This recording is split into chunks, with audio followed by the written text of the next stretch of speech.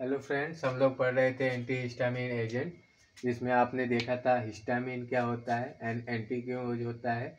Anti का मतलब इससे रिलेटेड मेडिसिन के बारे में स्टडी करना है इस पार्ट में। एंड आज हम क्या पढ़ेंगे, SAR, structure, activity and relationship of anti histamine drugs.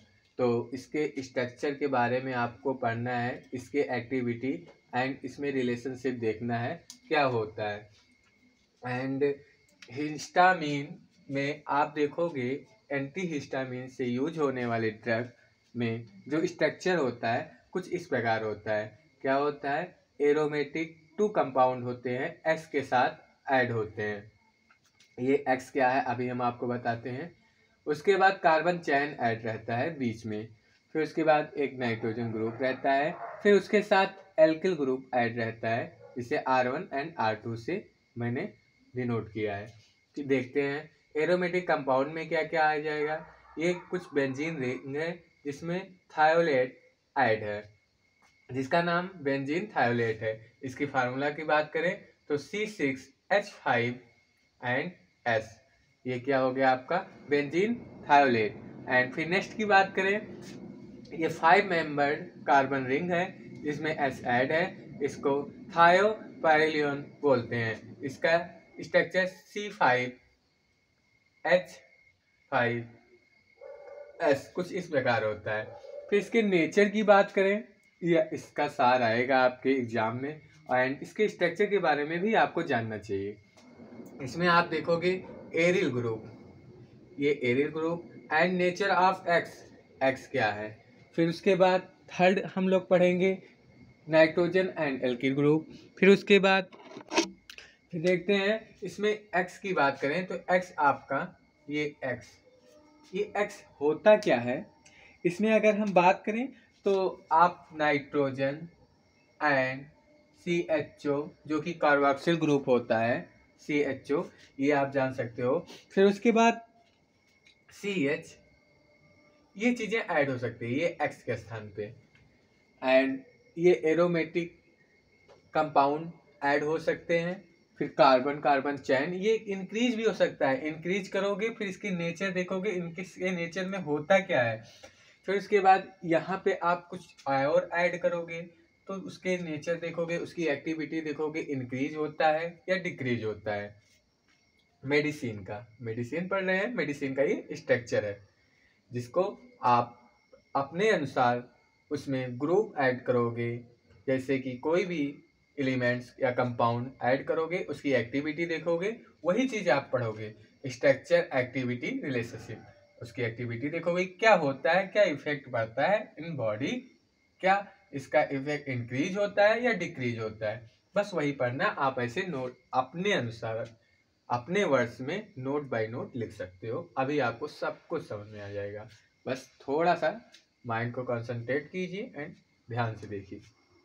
तो देखते हैं एक्स हमारा नाइट्रोजन, CHO एंड CH हो सकता है। फिर उसके बाद कार्बन कार्बन नाइट्रोजन, यहाँ R1 है तो R1 के स्थान पे अगर आप CH2 CH3 CH2 CH3 ये भी लगा सकते हो। R2 के स्थान पे in the place of R2 तो यहाँ भी CH3 योर विश, आप जो भी ऐड करना होगा उसके ऐड करके आप इसके एक्टिविटी देखोगे। सॉरी, एंड इसको मैं इरेज करता हूँ। फिर टॉपिक बाय टॉपिक चलते हैं। इतना आपको समझ में आ गया होगा।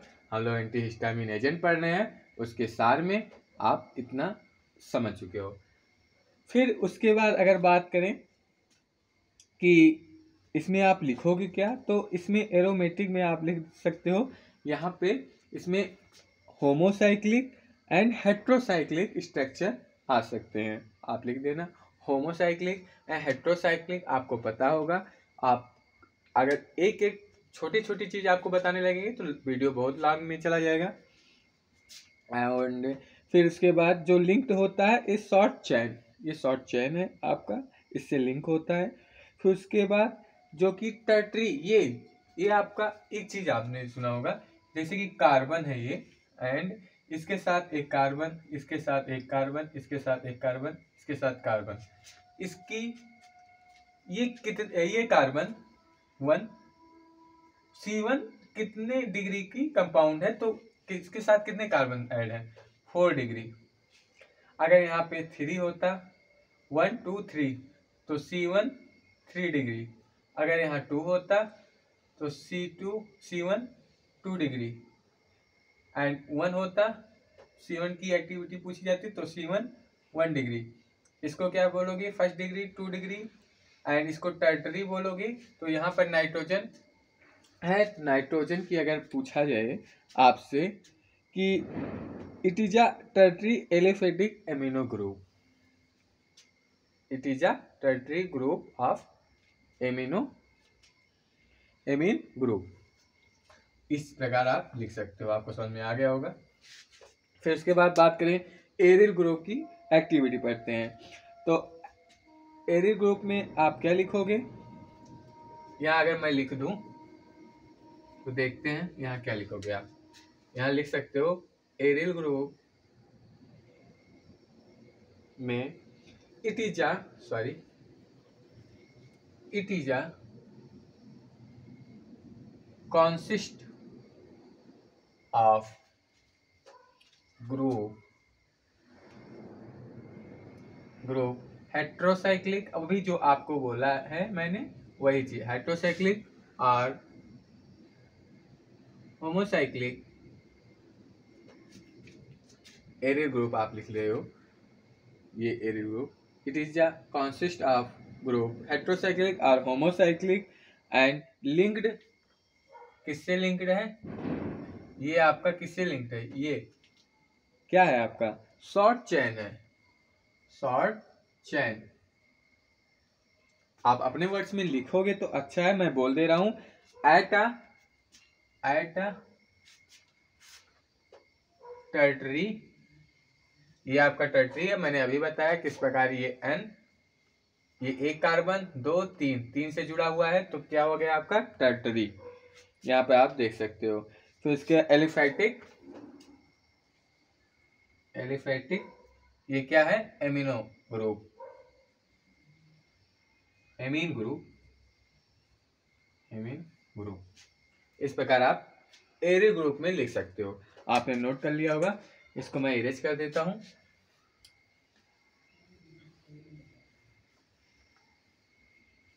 फिर आपको नेक्स्ट हम बताते हैं।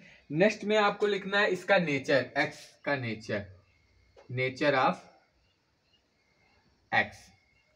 अब इसमें आप क्या लिखोगे, आपको मैंने बताया ही एक्स के प्लेस पे नाइट्रोजन CHO एंड CH आप लिख सकते हो। तो देखते हैं क्या इसमें होगा। आप यहाँ लिख देना at the X compound di aryl, ये डाई एरिल क्यों हुआ कि 1 एंड 2 है तो di aryl group is necessary of action, ये बहुत जरूरी होता है एक्शन के लिए, नेसेसरी ऑफ एक्शन। एक बार फिर से आप देख लीजिए at the X compound di aryl group is necessary for action, यहाँ फॉर लिख सकते हो, या फॉर एक्शन। फिर उसके बाद नेक्स्ट की हम बात करें, आप नोट करते चलिएगा, इसमें आप लिख लीजिएगा। नेक्स्ट में आप क्या लिखोगे, अगर नेक्स्ट की बात करें, नेक्स्ट में आप लिखोगे, इसमें आप लिखोगे द एंटीहिस्टामिन विथ, जैसे कि ये the antihistamine with x nitrogen, आप पॉइंट बढ़ा सकते हैं, nitrogen and carboxyl group CHO, मैं तो ऐसे लिख दे रहा हूँ CH, एंड फिर इसमें बात लिख सकते हो जो कि कार्बन फेनिरामाइन भी हो सकता है, represent stereo selective receptor binding to receptor due to chirality, जहाँ पे एक्स के स्थान पे आप लिख सकते हो ऑक्सीजन लिख सकते हो, नाइट्रोजन, या फिर एक और कंपाउंड लिख सकते हो, सॉरी एलिमेंट कार्बन, ये ऑक्सीजन नाइट्रोजन एंड कार्बन। फिर इसके बाद ये किस प्रकार का स्ट्रक्चर अगर बनेगा तो देखते हैं। स्ट्रक्चर इसके 1-2 स्ट्रक्चर आप लिख दीजिएगा, नीचे दिख रहा है हाँ आपको दिख रहा है नीचे, देखिए वीडियो रुक जाती है ये इस प्रकार। यहाँ पर ऑक्सीजन की बात करेंगे तो ऑक्सीजन, कार्बन, कार्बन, ये R1 एंड R2। अगर नाइट्रोजन आएगा तो यहाँ पर R1, R2, यहाँ पे X के स्थान पे आप नाइट्रोजन रख सकते हो, कार्बन, कार्बन, ये और इस प्रकार कार्बन भी रख सकते हो। स्ट्रक्चर नेचर आप R में, X में लिखोगे कुछ इस प्रकार। वीडियो आपको दिख रहा होगा, वीडियो थोड़ा सा मानते हैं कि वीक है, बट कोई नहीं।